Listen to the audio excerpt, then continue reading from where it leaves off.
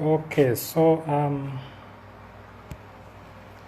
I think we should be about ready to start. And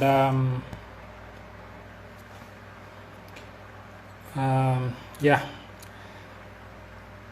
I'll maybe give a minute for a few more people to come in before I start off.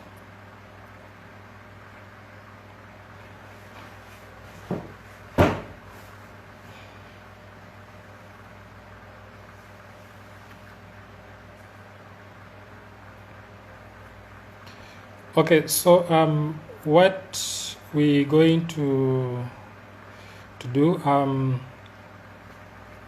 first maybe a brief introduction.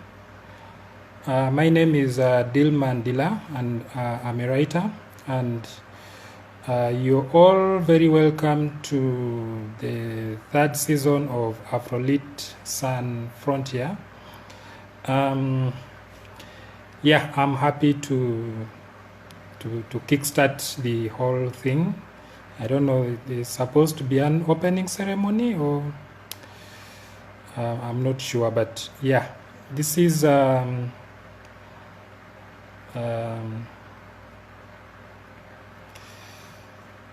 this is online, so maybe opening ceremonies are not very much needed.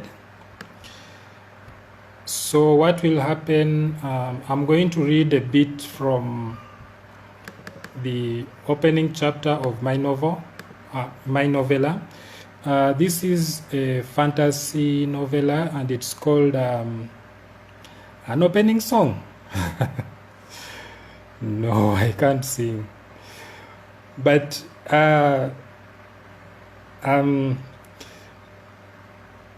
yeah, I'm smiling. I'm smiling, Frankie. I'm smiling. Good to see you, as you promised.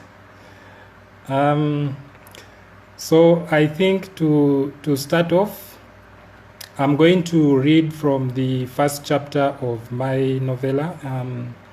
It's called A Fledgling Abiba. And then at some point, Mohale will join us, and then we will kick off the conversations proper. But if you've read the book, or if you've got a chance to browse through the novella, I'll be very happy to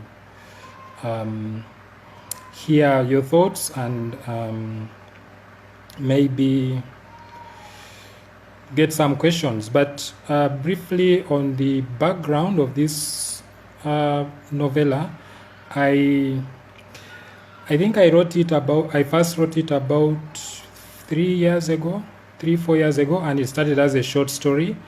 And then at the end of the short story, I realized that there was a lot more that I wanted to say with the ideas, because these are characters that had stayed with me for a long time.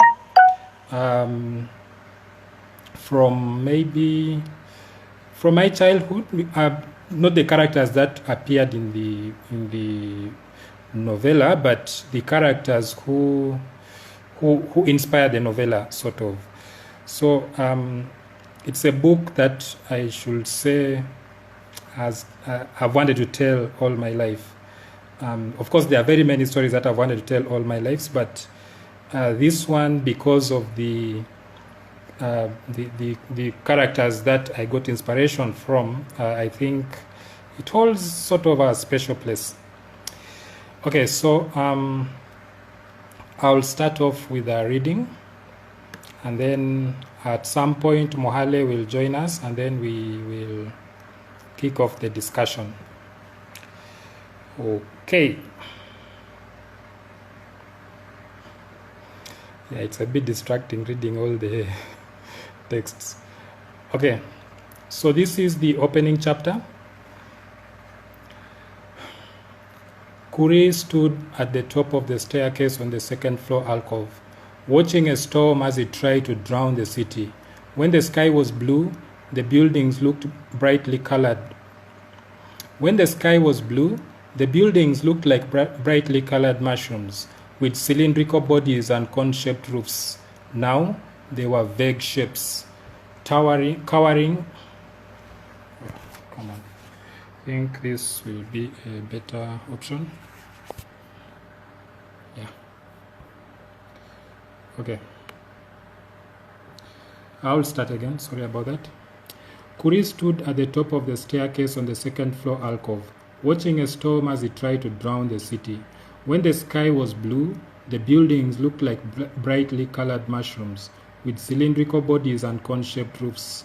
Now they were vague and shapeless, cowering like chicken in the storm.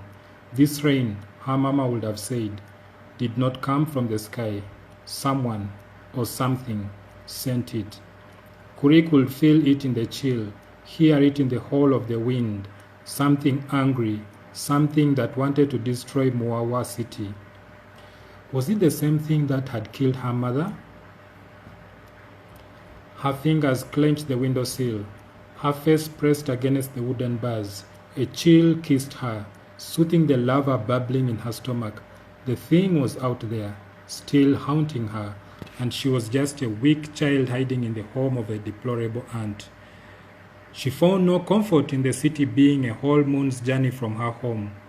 Every time a whirlwind stirred up dust, every time a leaf fell off a tree, or a strange cloud sailed in the sky, or a strange cat sat on the roadside, she froze, afraid that the thing had found her. Her father could protect her, but Ma had refused to tell her anything about him, not where he lived or what he looked like, not even his names. Once, Ma had said that he was a Muchwezi, but Bachwezi were mythical demigods who only existed in folk tales. Maybe Ma had said it to allude to his powers. Maybe she would be safe with him, if only she could find him. What are you doing there? Kuri jumped away from the window, like a bird startled off a tree, and pirouetted to face Auntie, who stood in the first floor alcove, like in a long silky dress with an elaborate headpiece from Abyssinia, as though she were going to a party at the palace. You haven't washed the pots, Auntie hissed. Thunder could not overshadow her voice. Do you want me to get my stick?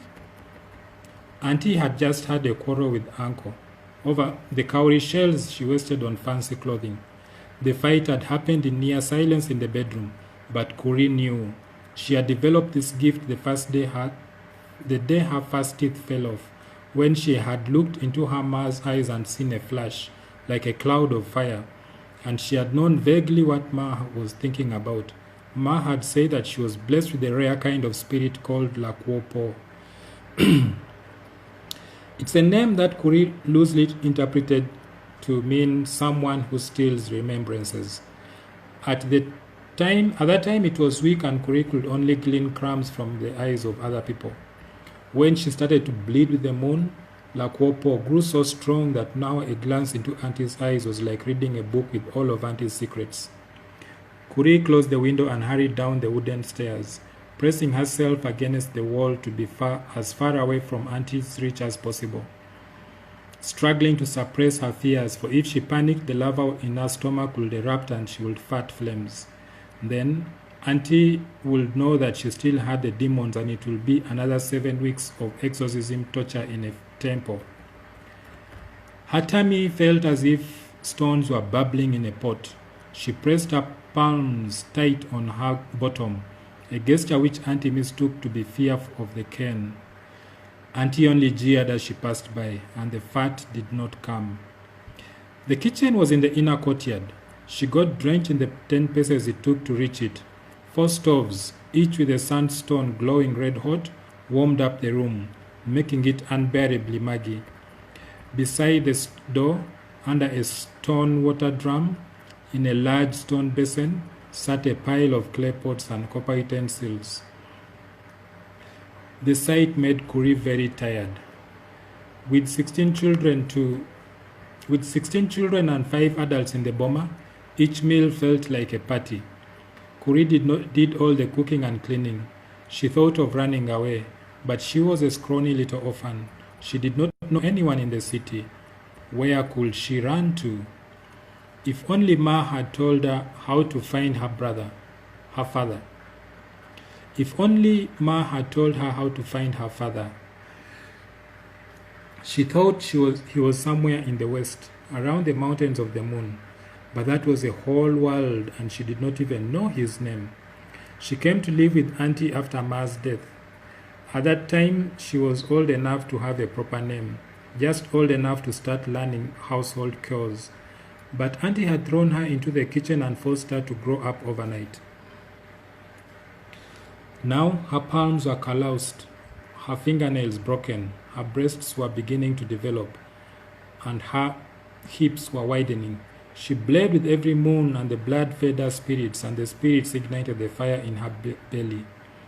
Ma had prepared her for this manifestation, so she did not panic when her first fat fire came. So weak it was just a whiff of smoke. As she grew older, she got other manifestations, strange dreams with cryptic messages. Some nights she woke up and thought someone was in her room speaking to her in an ancestral language. She needed the teacher to help her understand what the spirits were saying, but Ma's death had left her both homeless and without a mentor. By the time she was done with the dishes and cleaning the kitchen and peeling potatoes for supper, the storm had ebbed away and darkness had fallen. She lit a tadoba, and the tiny lamp's oil filled the room with an nauseating smell. She said a prayer that she had stolen from Ma to mask the smell. After cooking, she ate the leftovers alone in the kitchen, and then plunged back into washing pots and plates and cleaning up before going to bed. She slept in an abandoned rooftop granary. Instead of grains and dried fruits, which were stored in a newer and much bigger granary in the courtyard, this room was stuffed with broken furniture, broken pots, moldy mats, old clothing, old toys, every piece of junk that should have ended up in the garbage pit. Cockroaches and rats infested the room, but she had said a prayer that kept them away from the corner in which she made her bed. Auntie forbade her from sharing a room with other children. "You are evil," Auntie said, the day Kuri arrived. "Your mother was a witch. The demons are in you too." Being a fanatic Mondeta, Auntie had chained her in a temple for 7 weeks in an exorcism ritual. Kuri nearly starved to death. To save herself, she had put up a show, faking spasms and frothing saliva, and then she had calmed down and sang a Bondeta song. Satisfied, the priest discharged her but advised Auntie to keep her isolated from other children for a few months to be sure the demons had gone. Auntie set her up in the granary, and it became Kuri's permanent home. She could not find sleep that night. Her muscles ached and her bones felt broken. When she finally drifted off, she dreamed of a corpse that had crawled out of a grave and was wandering about in the city. A thin mist hung around it, but the color of the mist was wrong, for it was yellowish. The corpse bore no signs of decomposition and looked more like a drunk man in a red backcloth kanzu, which she at first mistook for a flowing dress. She had a neat beard and a pungent smell of onions. Was he lost or going somewhere? "Kuri," the dead man said. "Help me." She jerked out of sleep, her heart pumping crazily at yet another indecipherable message from the ancestors. But then, her dreams were always so confusing that she could not make out what exactly she had experienced. She could not understand if the shapes she saw were human or animal or plant, whether the light was from the sun or the moon or a strange lamp. This dream was surprising in its clarity. A corpse wandering in the city, calling out her name, speaking Ma's language. What did it mean? Could it be a restless dead person in need of help? In the first formal lesson that Ma had given her, Ma had said that part of her job as an Abiba was to help the dead rest in peace. Ma had taken her along to pacify a dead grandpa who was angry over the weeds on his grave. The ritual had seemed simple enough. It involved cleaning the grave, exhuming the corpse, and making it drink chicken blood. She could do it easily. Maybe that explained the dream. Maybe all this dead person wanted was the help of an Abiba. But then, Ma had said that the dead only spoke to their close relatives, who then approached an Abiba. They never spoke directly to Abiba. So why had she seen this dream? Maybe the dead man was her relative. Maybe her father. Thirst burned her throat. Her lips were dry and salty. Please, Ma, come back, cried Kuri in the darkness, wishing she knew how to summon her mother's spirit, or that of her grandmother, or that of anyone who could help guide her. Teach her. I need help. She gradually became aware of a pungent smell, and at first thought a rat had died somewhere in the jug. She said a prayer to mask the smell, but it only grew stronger, and she realized it was the same as in the dream, a stench of onions. Maybe this had sparked the dream, making it a meaningless dream. Kuri, help me. The voice reverberated in her head like the echo of a temple bell. She pulled the old blanket tighter around her body, for suddenly the temperature dropped. The smell grew stronger, making her eyes water just as if somebody had rubbed onions in them. Stones formed in her stomach and rubbed against each other, melting into lava. Had it really been a dream? Was her father dead, just like her ma? Kuri, help me. Her muscles stiffened. Her lips trembled. She could not doubt it anymore. A dead man was wandering about in the city, asking for help. Was it her father? She did not want it to be her father. She wanted him to be alive. She hoped it was one of her mother's brothers, maybe her younger uncle who died in a farming accident. She tried to recall what he had looked like, or even what his name had been, but she could not. She wanted to cower in her blanket, to bury her head under the goatskin mattress and hope the nightmare would go away. She could not. This was her destiny. She had to answer this call, whoever this dead man was, even though she was untrained. She had to answer the call. Maybe Kwaro had shown her the dream to tell her it was time to do the work that her family was ordained to do. Maybe it was a simple matter of rats infesting this dead man's grave. Maybe he did not have anyone to complain to, and so he contacted her because the problem was so simple that even an untrained child like her could handle it. Help me, the dead man's voice echoed in her head like the chant of a hawker selling vegetables. She crept off her bed and reached under a pile of moldy mats, frightening rats away, to retrieve a sisal sack in which she had hidden a kobe. When she came to the city, Auntie had feared to check her possessions and left the task to the priest, who had mistaken the kobe for an ordinary winnower woven from palm fronds. If he had known her people, he would have known that Abiba used magical winnowers, and he would have tried to destroy it. This kobe, a flat circular tray with a diameter about the length of her arm, had been in the family for many generations, woven from the locks of their first mother and decorated with colorful geometric patterns. Kuri saw some of these patterns in her dreams, but he did not understand them. The day she was born, the kobe's colors had become brighter and a new pattern had magically appeared. Kuri slept on it as an infant, ate millet winnowed in it, and drank herbs prepared in it. The kobe became her only brother, her only sister. Now, it gave her the courage she needed to run away from Auntie's home and follow her destiny. Okay.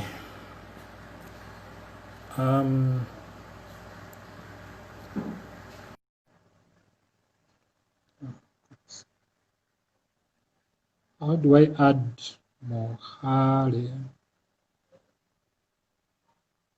Yeah.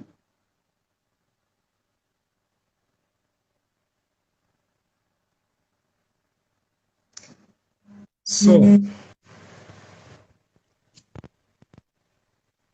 Hi. hi Mohale. I realized that your phone is on, the sound is on, and that was me sending you a message. Sorry. I'm so sorry. Yeah, I don't know if I mute it, if I'll be able to hear anything. If I I'm sure because if you, I can. I'm sure you can. Your alerts. Yeah, my yeah, but let's go. Okay, well, I it's don't good think to there'll see be you. many How of are them. you? Pardon? How are you? I'm good. I'm good. It's kind of bright and sunny here. Um, I'm just sad that I can't go out to somewhere. Yeah, it's so bright All and of us. sunny. Yeah, everybody the world over, but I guess we have to bear for a few more weeks. Mm. And we have time to pretend we're writing. Yeah, that of course. Okay, so Yeah.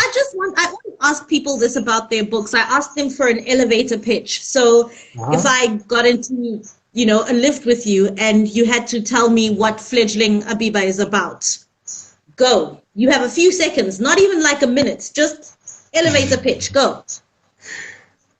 Yeah. Okay, it's always very difficult for me to do those pitches and just to talk about a book like in a few seconds. Uh, and I actually hate pitching, but a fledgling Abiba, yeah, I really hate it. A fledgling Abiba, I would say it's about a young girl just looking for a family. Mm.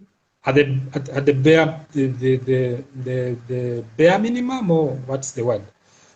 Yeah, that's really what the story is about. A young girl looking for, it could be a coming of age story, maybe, like It is. because she has some kind of ancestral powers that she doesn't know how to use, and as she grows older, she becomes a woman. These powers manifest, and the spirits that begin they come out, and they begin trying to use her to help people do good and all that. But she doesn't know how to do all this.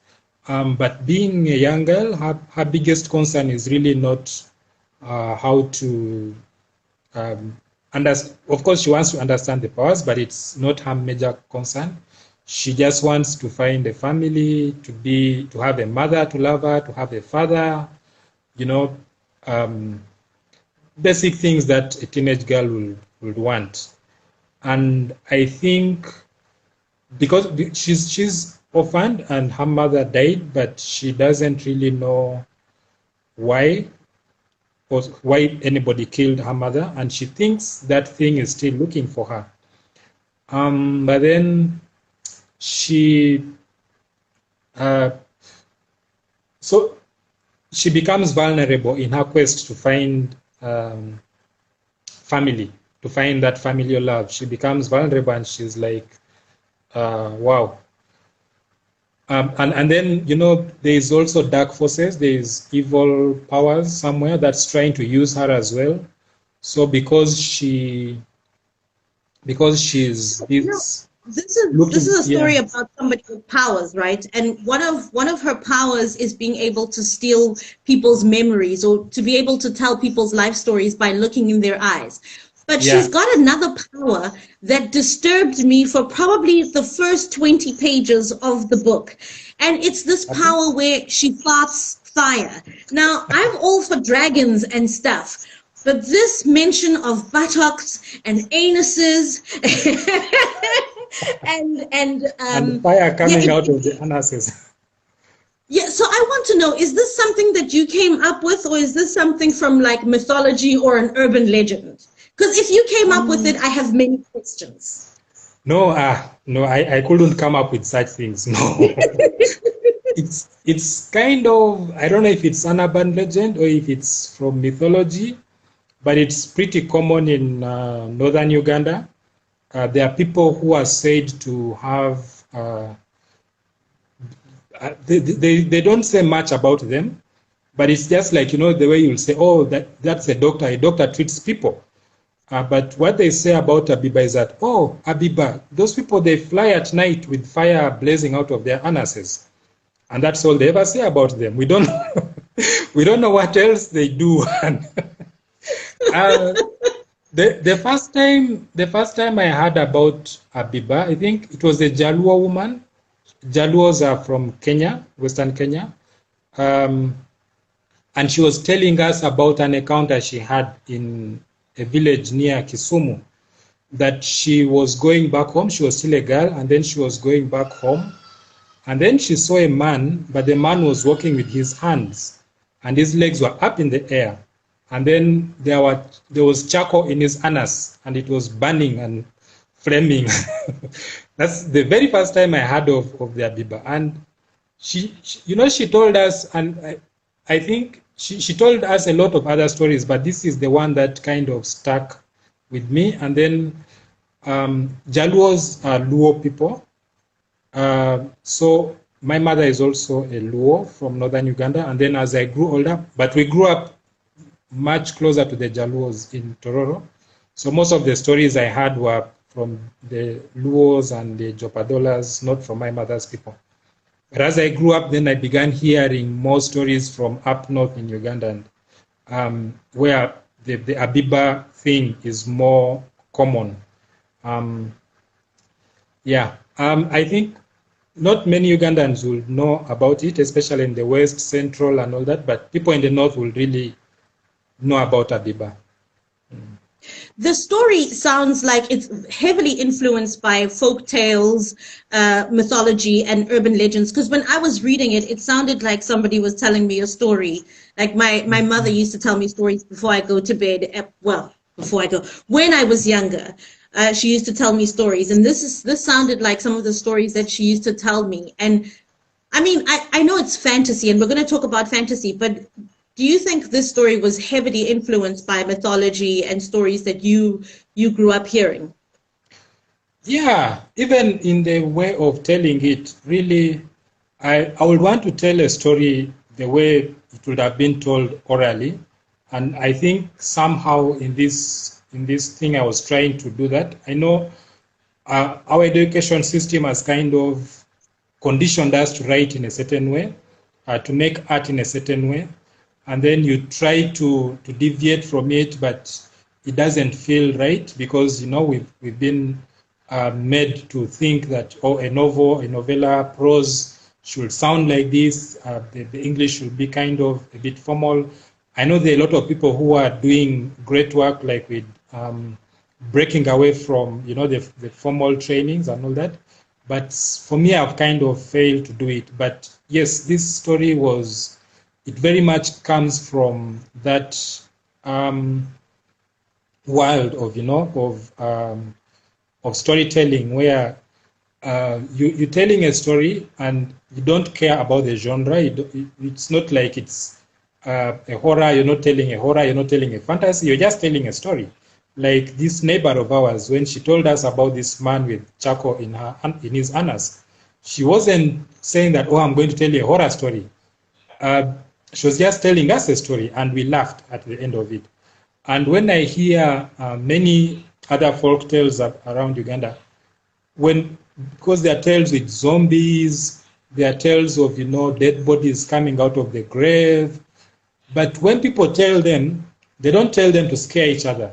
They tell them as some kind of joke, and there's always laughter when you're talking about a rotting dead body, but the impact is to cause some kind of what. And I think this is how you know, oral storytelling back in the day, maybe this is what it was, because it wasn't really a one-person kind of thing.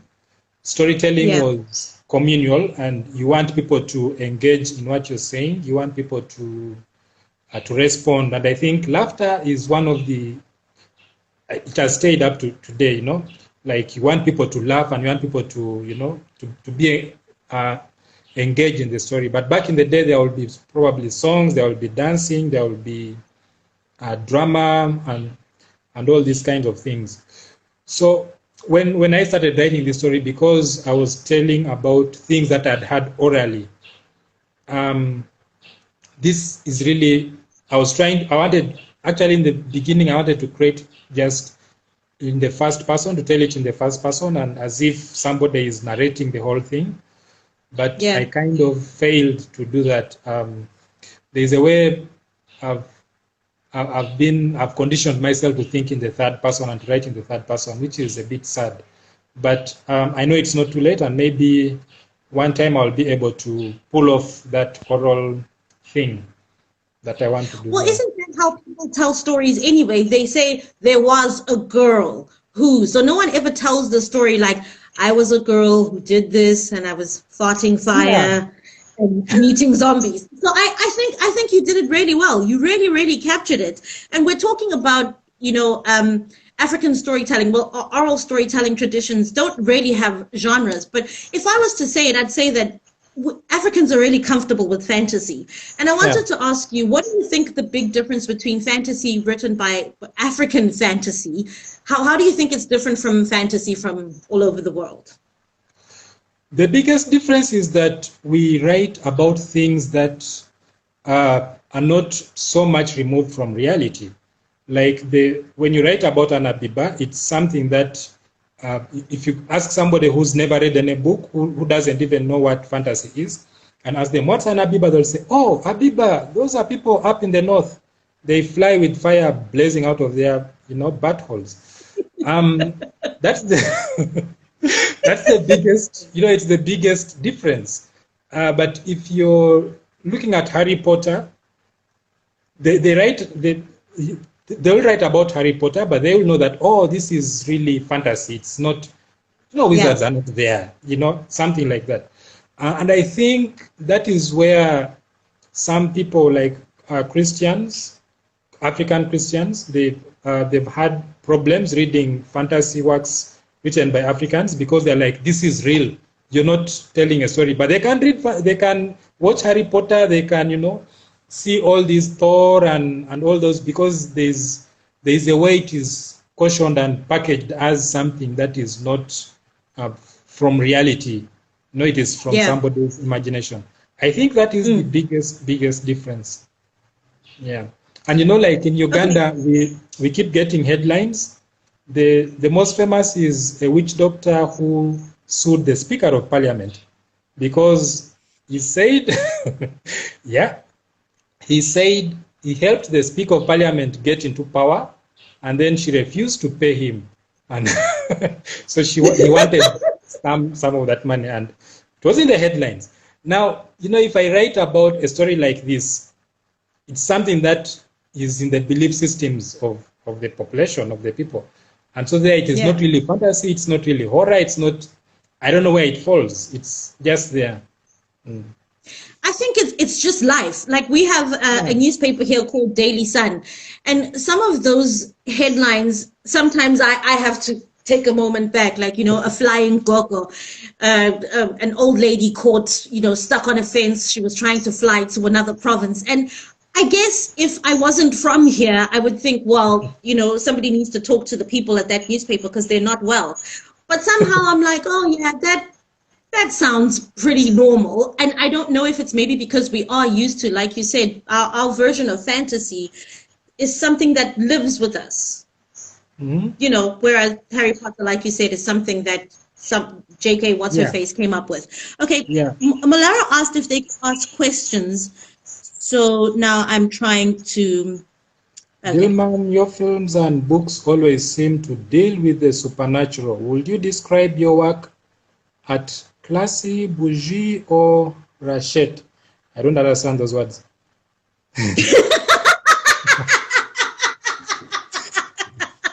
Would I qualify the story as classy, bougie, or rachet? Honestly, Who asked that question? There is a question there. I don't know. I don't know. Lives of Great Men. Remy. Frankie, why are you asking me questions? That was Frankie. Okay, well, Oh, you are asking for. Yeah, there are so I'm many trying questions. to. I'll answer this. Oh my gosh, Remy and Frankie say I'm ignoring them, but I was having a conversation with you. Yeah, yeah. Okay, I'm acknowledging you guys.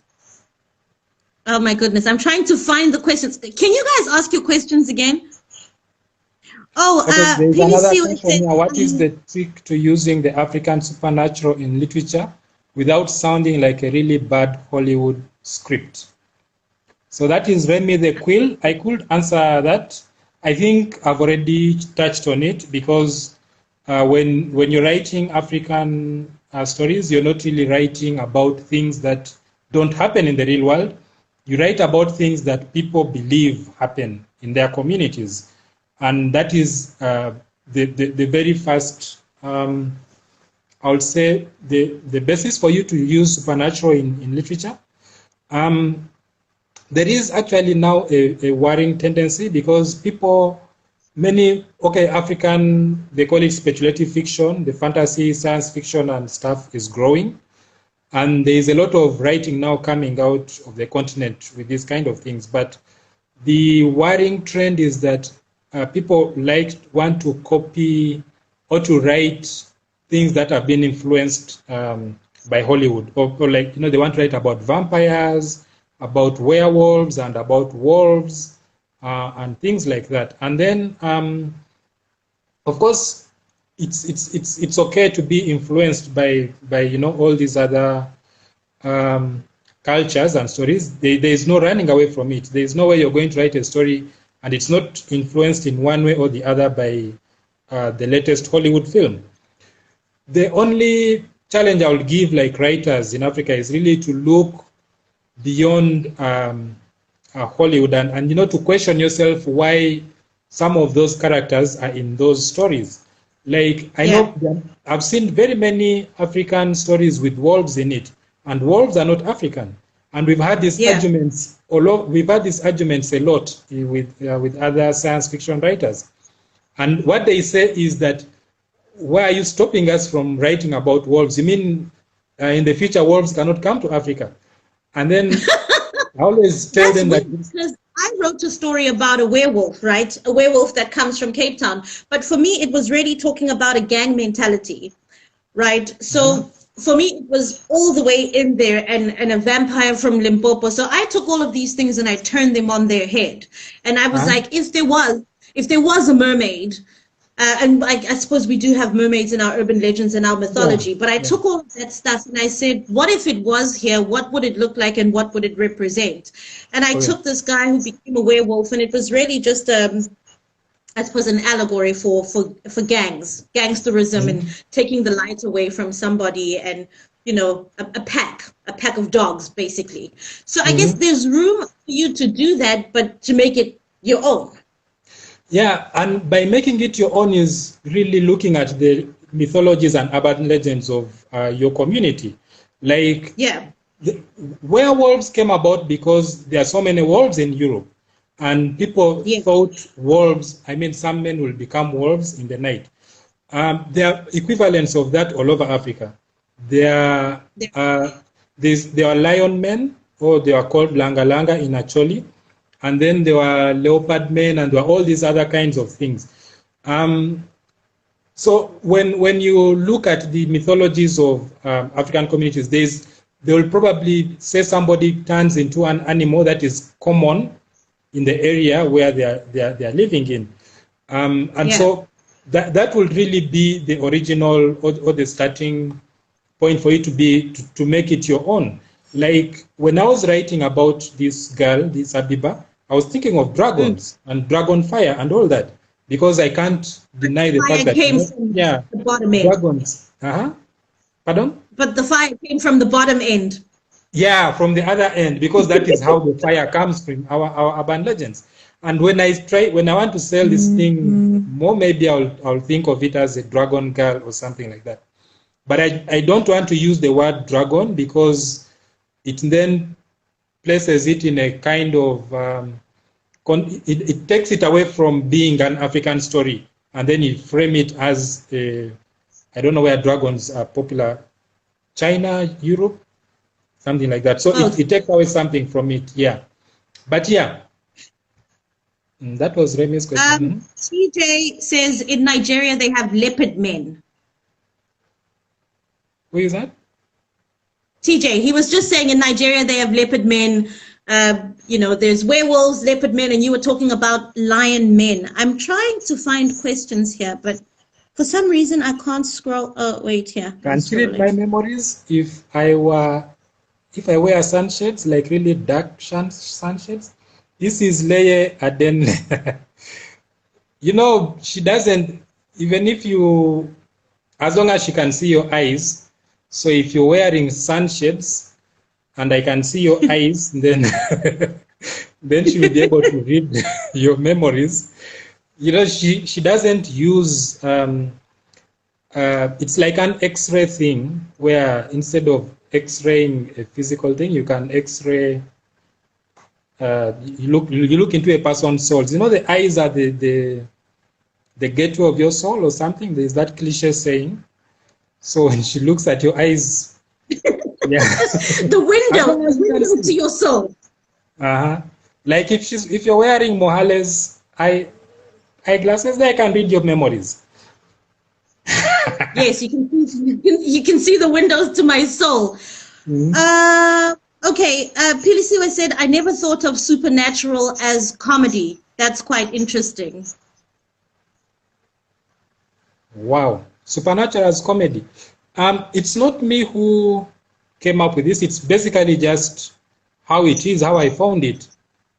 All over Uganda, we have the funniest stories from Uganda are actually horror stories of sorts. We talk the most famous. They call them abasezi. So abasezi, they eat dead. They are kind of witches. I don't like using words like witches and witch doctors because it kind of how do I say it translating doesn't translate properly. But okay, they are an equivalent of kind of witches or wizards or something like that, for lack of a proper word. But what abasezi do is they eat dead bodies. So they make the corpse come out of the grave, and then they make the corpse walk around, and then it goes to their home and it works for them. And after it has worked for them, they eat it. So this is like the most famous or the most commonly told horror stories in Uganda, and they are always accompanied with laughter. It's always something to laugh about, not something to. Of course, you can scare children, but the children will laugh, and then after laughing, they'll get scared, and then they'll laugh, and then they'll get scared. I think maybe some psychologists say there's some kind of coping mechanism involved in all these things. You know, some ways communities cope with communal trauma or stuff like that, and then they make light of, you know. Yeah, like I went to Gulu, where my mom comes from, northern Uganda, and we've had like a long history of war with the LRA and Joseph Kony. But you'll still hear people telling stories from that time and laughing about it. Like they'll tell you how the ex-rebels will come back home and try to fit in the society, and then they'll make a joke out of it. And I think it's kind of a coping thing. Yeah. That's very interesting, actually. Max says, is that all about authenticity? Why not have wolves and dragons in Kenya? I think we've talked about that already, because, you know, there are dragons in Kenya, but they are not the dragons that you think, that you know from Hollywood, like the lizards with scales and with, you know, that can fly and they breathe fire.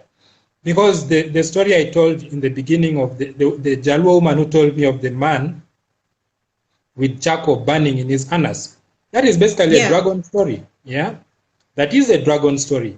So Yes. Why would you write a story about the dragon that looks like a lizard when there is a dragon, another kind of dragon in your home?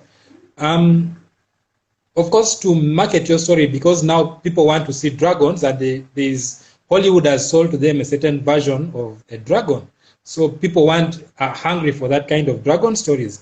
And I can see why it is very easy for a writer in Kenya to say, oh, there's a dragon in Kenya, and it's the Western dragon, because it's easier to sell that kind of story. But if you want to be authentic and you want to kind of convince also the African to read your work instead of going to Hollywood, then you need to give them stories that they've not seen in Hollywood before. Because really, I'll ask this writer from Kenya, I forget the person, if you write about a dragon, why would I read your story and not the dragon from Hollywood? Why, if you make a Kenyan dragon and all that, why would I watch it when I can watch, How to Train Your Dragon or something like that? Yeah? Okay, there's just one question here from TJ who says, I know you work in film. What's it like working your genre into film? Working which genre? Yeah, what is it like working your genre into film? The genre, man, it's a nightmare. Because it requires a lot of special effects and a lot of visual effects, which is very expensive. But about 3 years ago, I discovered open source software called Blender, and it kind of has helped me to start working or to start creating like really photorealistic visual effects. I made a short film recently which has a drone, kind of a killer drone, a killer robot of sorts. But of course, if you watch this film, it comes back to the question of that we've been talking about, like, why shouldn't you write dragons and things in Kenya? So in this film, I kind of made a robot, but the robot has a face that looks like an African mask, the traditional African mask. And the reaction from people is, it's something different. If I had made a robot that looks like a Terminator, or that looks like Ex Machina, all these other robots from Hollywood, people, they would have said, oh yeah, you've done a good job, but it wouldn't have touched them in a special way. Because people keep, they send me messages, and I know that they are thinking of this story differently from what they always see. So I of course struggled for a long time to be able to make this kind of films, these stories, because like I said before, it requires a lot of visual effects and a lot of, they call it what? Special effects, and even, so until I discovered Blender, and now it's kind of not easier because it's very labor intensive, creating visual effects. But you don't have the tools, right? Pardon? But now you have more tools than you had before. Oh yeah, I have more tools, but it's really, really labor intensive. And I can see why. If you look at Hollywood films and you see on the credits, you can find there is about 300 people who worked on just the visual effects alone, and I can see why. Because just to create like 1 or 2 seconds can take about 3 or 4 days of heavy manual work. You'll imagine that CGI or computer-generated things will make things really easy, but it just makes you work more than I usually like. It's very intense. It's very intense, if I can put it that way. Okay, Ndegwa has a question here that says, are you interested in other genres besides fantasy or the supernatural? Yes, of course. Like, actually, I would prefer if there was a way of doing away with genres. Because I keep writing, I write the story that comes to my head, and it doesn't. When when I think of a story, I don't think of it that, oh, this is a romance, or this is a fantasy, or this is this, or this is that. I just write the story. It just comes and it goes like that. So I've published, I think now 3 or 4 novellas. One of them is a romance novella. And I wrote this romance novella in 2013.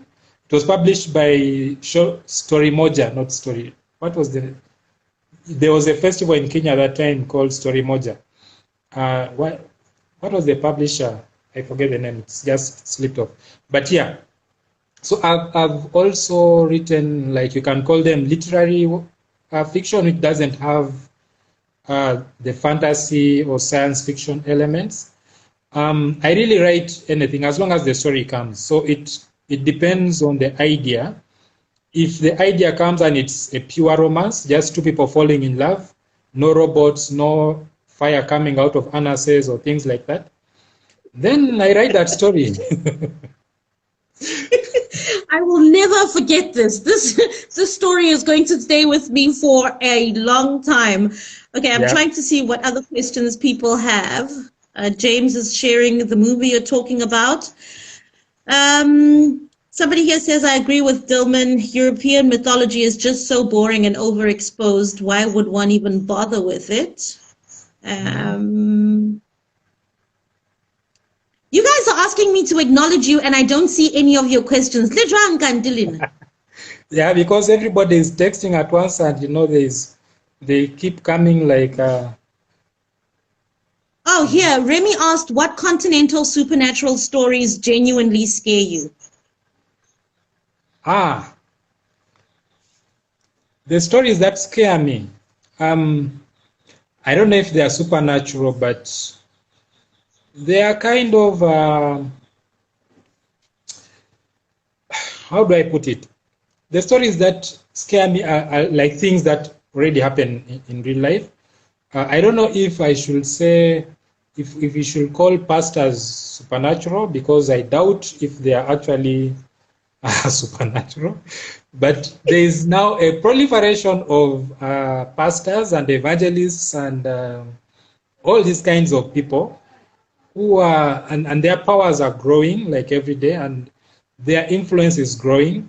And this is actually scaring me more than any horror story, because I imagine a world or a continent where the people who hold the power are pastors who make you drink jik when to exorcise demons or things like that. That is scary, yeah. And I've actually not written any story along that because it scares me too much. But probably one time, I'll write about them. Yeah, the real human, the monsters, the real monsters that are scary are the humans, right? Yeah. That's actually always the most scaring thing about just the person next to you, Monsters that we think that are in our heads, they are always, there is a way that they only hurt us in the mind and they don't hurt us physically.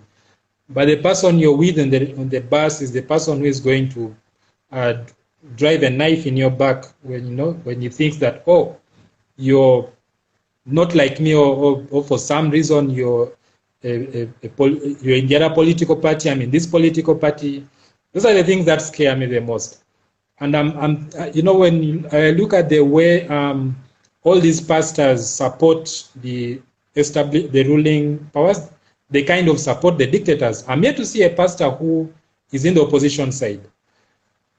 And I'm seeing like dictatorship in the future in Africa is going to be religious driven, kind of like it will center around religion and these powerful so-called men of God. Yeah. Well, when you're not so scared, I think that's going to be the book that you should be working on next.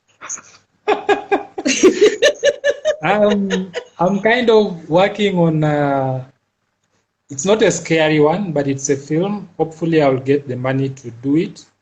It's okay. About, you see, this is telling me that we're running out of time. What's already? your time? Mine says, yeah, this is an hour. We've been talking for so long. Wow. It's an hour. Okay, so thank you very much. And Frankie's telling me to tell you to save it to stories. Oh yeah. Thank you so I'm going much, to do that. Dilman. This has been such a great conversation, and you were a great opening ceremony. Somebody suggested I should sing. Oh no, please, let's not sing. Let's just save to stories. Okay, thank you, Dilman. Don't forget Thank to you, save it to everybody. stories. I'm going to save it. Okay, bye. Bye.